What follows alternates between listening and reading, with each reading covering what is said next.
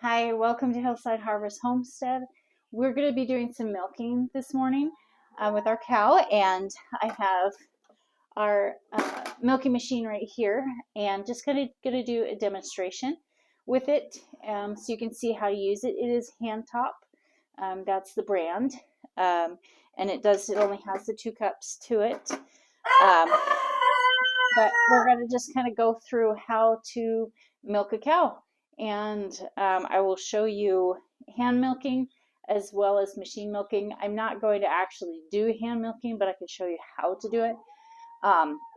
Just because I've got my milking machine set up, and we do sell the milk, and I'd rather it was taken directly from the teat into our milking machine. There's less chance of it getting contaminated by any dirt or debris that may be around or anything like that, or the cow kicking the bucket over.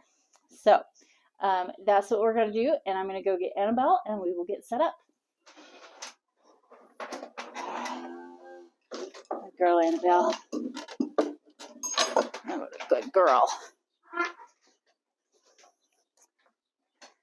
All right. So I have a jar of warm soapy water, and I just use regular dish detergent. Now, dish detergent can be drying, but I don't have a problem with that because I put some. I'll show you, but I'll put some stuff. I put some stuff on her teats afterwards, and it moisturizes her teats. So it's dishwater soap, warm dishwater soap, and then I've got a rag in here for that. I also have a clean drying rag so that I can rag her teats after I've washed them off.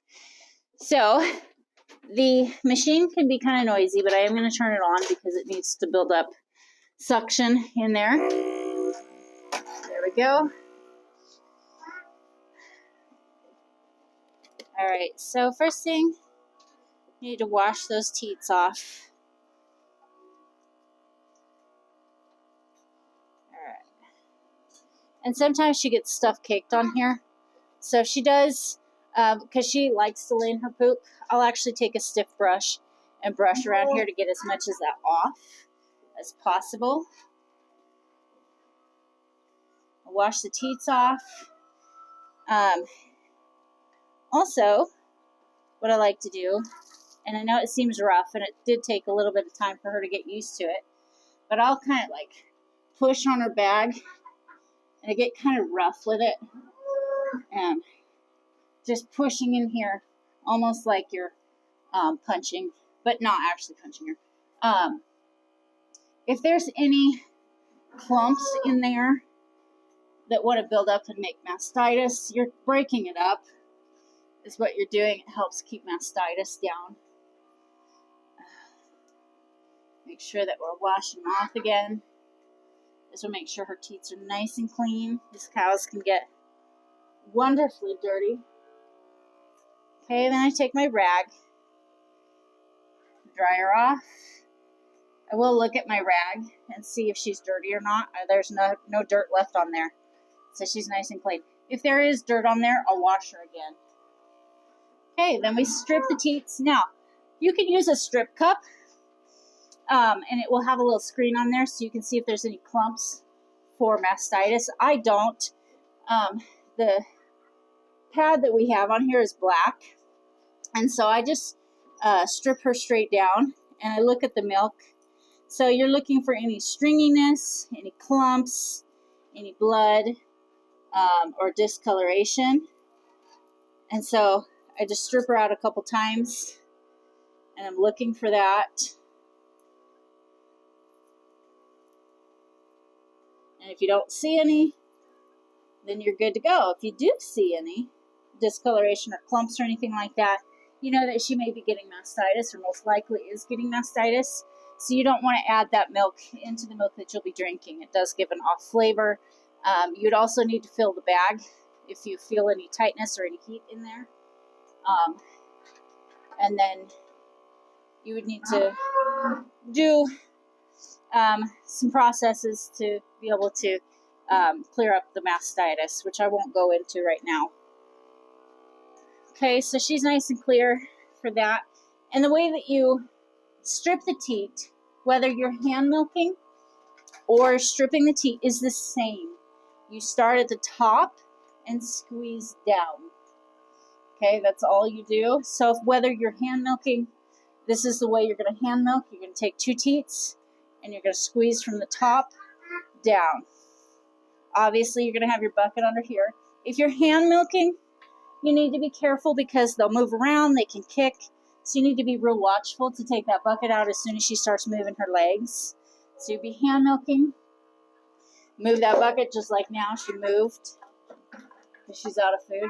So, and then if you are hand milking, you want a second milking pail so that as you're milking, before it gets too full, dump it out into your other bucket. Hopefully you'll have a lid for it to keep it clean. That way, because it really sucks when you get this big bucket and it's completely full of milk and then she dumps it over. That just absolutely bites.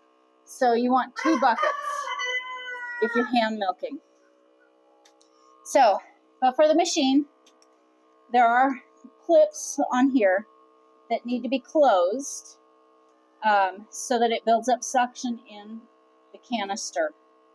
Okay, so when you're putting the cups on, I just twist it, get it up to the bag, and then unsnap the little snap here, and then that creates that suction and immediately hooks on and will pull. This is a pulsating one, which is easier on them.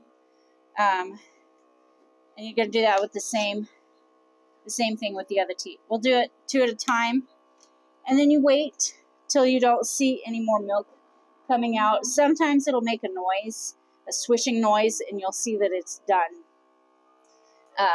that it has emptied out that bag. So from there we wait for it to be done. It only takes a matter of minutes.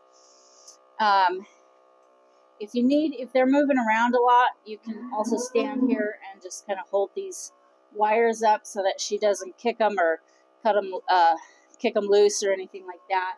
She's gotten good where she doesn't do that anymore.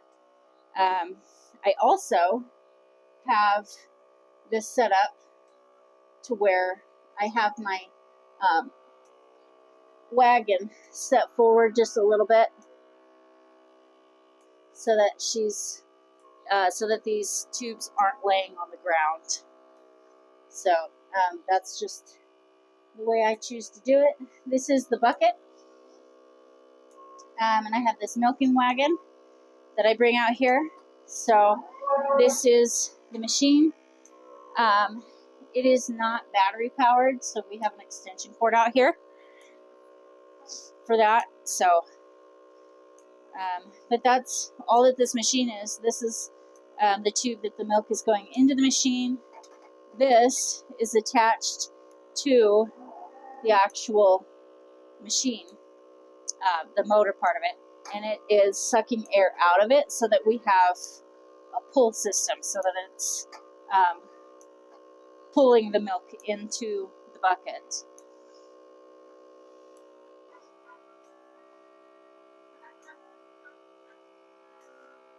So it looks like this one is done. There's no more milk coming through here, or very, very little. She's just got a tiny bit.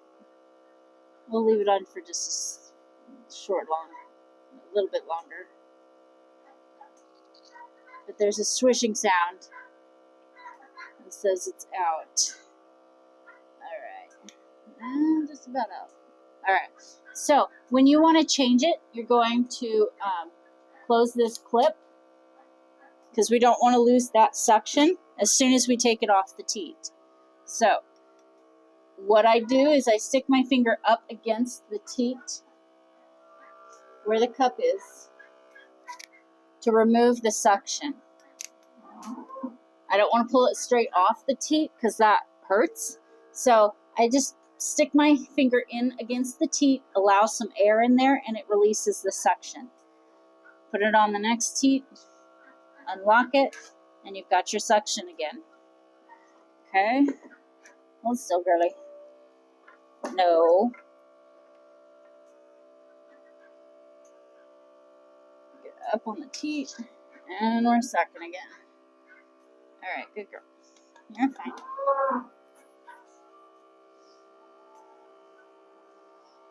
And while this is milking, I'll take this time to go take care of other animals, or I'll put some fly spray on my cow. I can brush her, things like that, so you're not just kind of sitting here waiting. But it's nice in that, you know, while she's being milked, you can kind of go do some other things. So what my normal schedule is, I bring her in, get her hooked up, and I've got 2 goats that I milk. So I'll bring one in and I'll milk that goat while she's being milked. I can usually get the 2 goats completely milked out by the time she's done. So it makes it nice having the machine, in that I don't have to sit there and hand milk her the whole time. You know, I can be able to do some other things. So I appreciate that about the machine.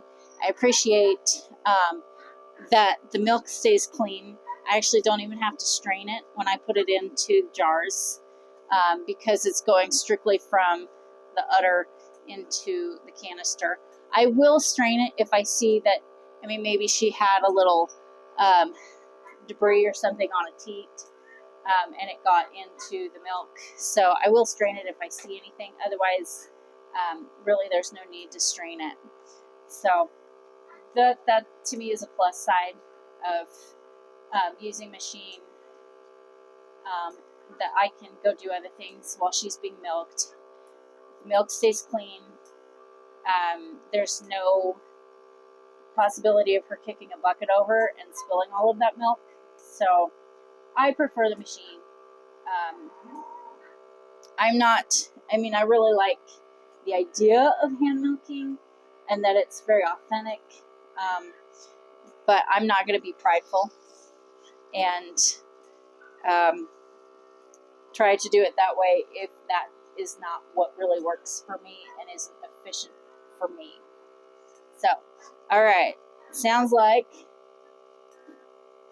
she is getting done here. I can hear some swishing.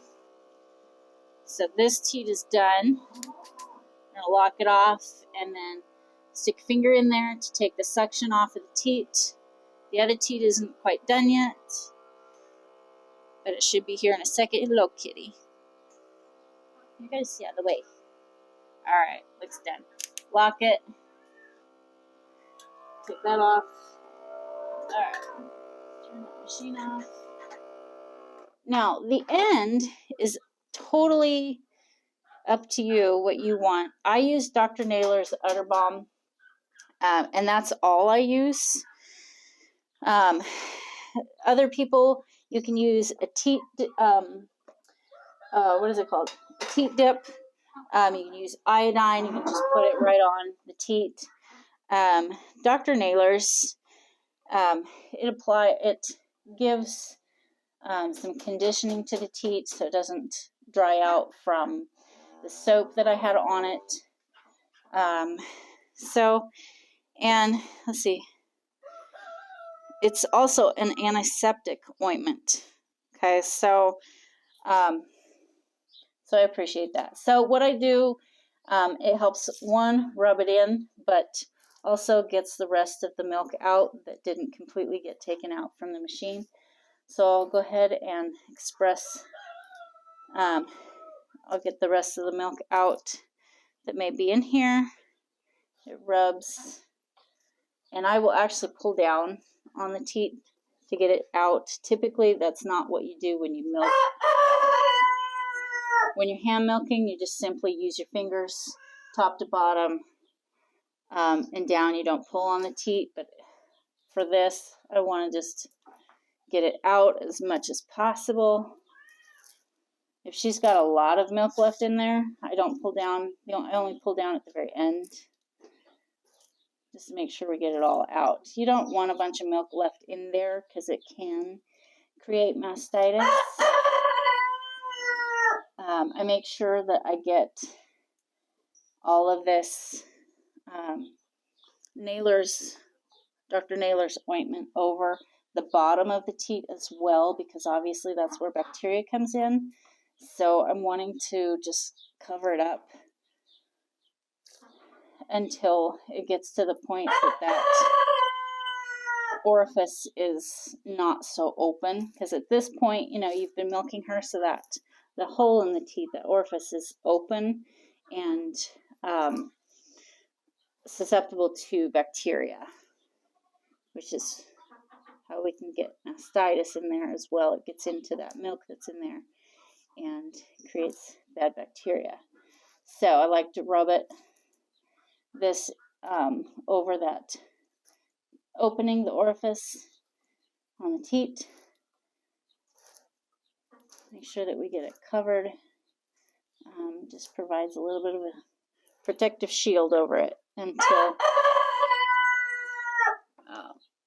it closes up more. Because it will, when she's as she's not being milked, obviously that hole is going to close up. It shrinks up. Okay. About out here.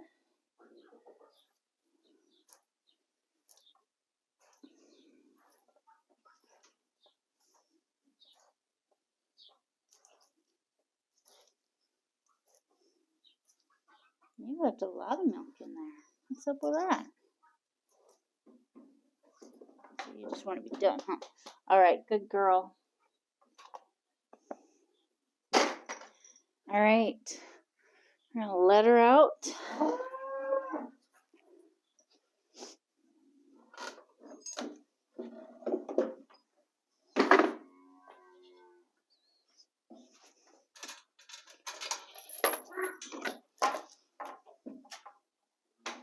Not really. Good job. Come on. No. All right, let's go. Say bye-bye. Okay, so now we've got milk all over on our stanchion, and we want to get that cleaned up. So I will take the leftover soapy water,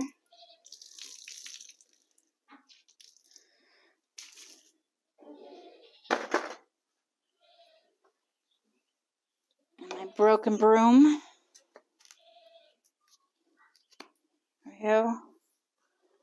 And sweep her off. And I will go get some more water. Let's see if I got some.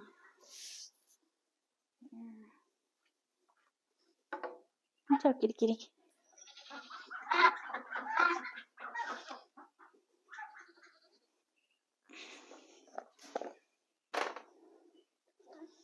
Alright.